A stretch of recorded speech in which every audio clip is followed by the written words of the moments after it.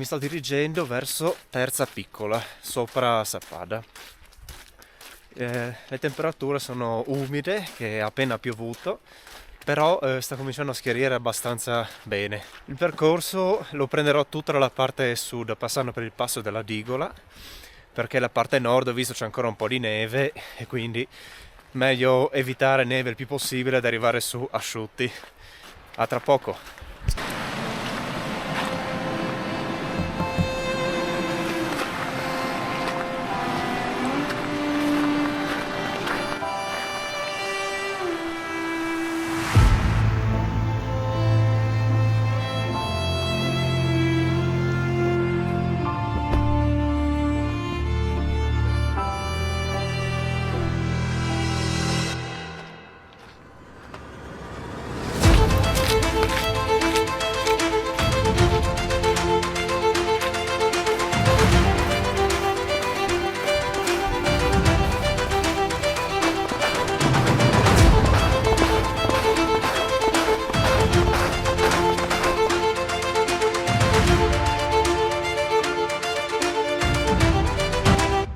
Sono più o meno 600 di dislivello ancora da fare in salita e manca poco più di un'oretta al tramonto. Arriverò su a Speech, al limite proprio, ma speriamo bene, dai. Se sapete dirmi il nome di queste qua.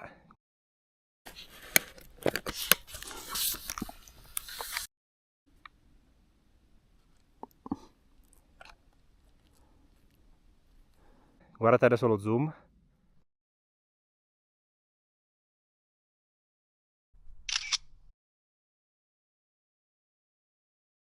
Finalmente sono ritornato un po' al sole, anche se adesso la luce se ne andrà via molto velocemente, che laggiù è dietro la valle e sopra al sole c'è una nuvola, quindi ce l'avrò ancora per poco tempo.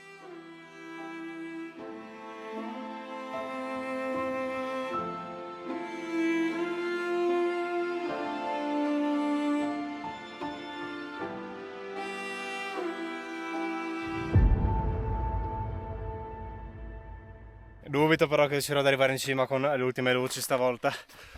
E vabbè, amen.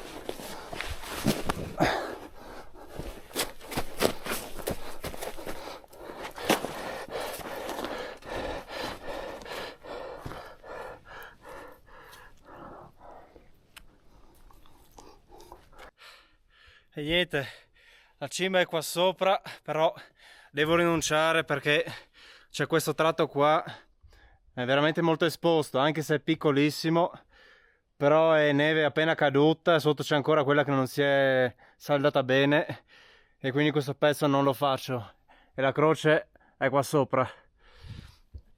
Però devo anche ricordarmi che devo scendere per qua, quindi fa niente. Intanto ho trovato il mare di nuvole. Qua purtroppo mi devo fermare, metto su una giacca e i guanti, faccio 2 foto, 2 riprese e dopo scendo giù subito, perché qua sono in un tratto un po' pericoloso e meglio non rischiare troppo.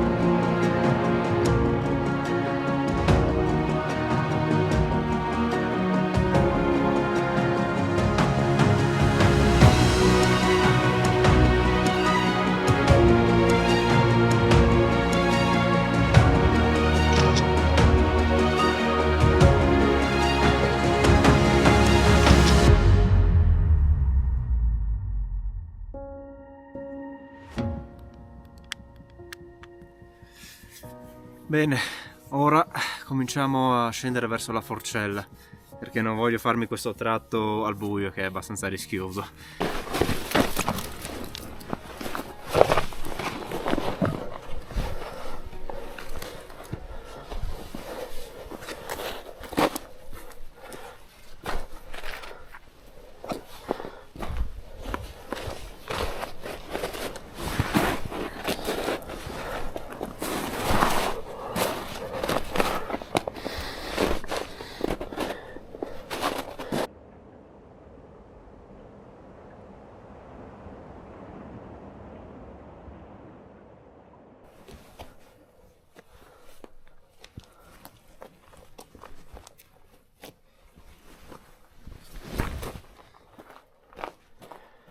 Bene, ho trovato un punto poco più basso del tratto attrezzato stupendo per fare un paio di foto. Vediamo se riesco a farvi vedere qua. Qui c'è un canale, qui l'altro e questo costone in mezzo. Si cominciano già a vedere le prime stelle e c'è ancora un leggero mare di nuvole. Guardate la foto, che spettacolo è l'ora blu adesso. Una vera figata.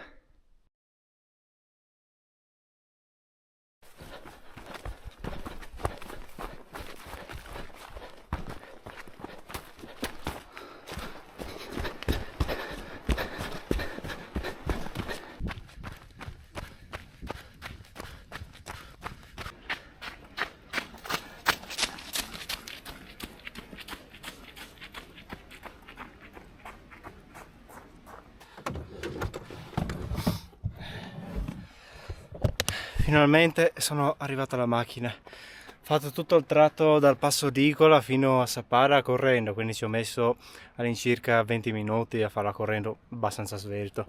Tirando un po' le somme di questa vetta è stata soddisfacente, ma tantissimo, anche se ho dovuto rinunciare.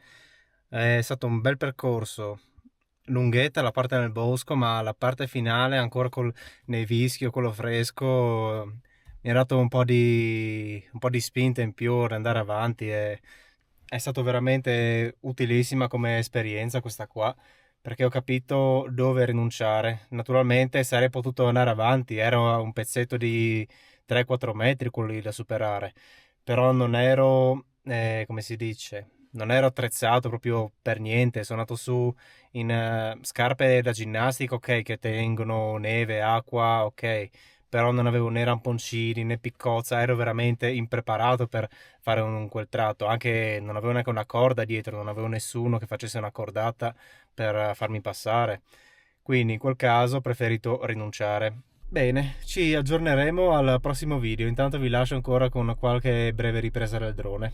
Ciao!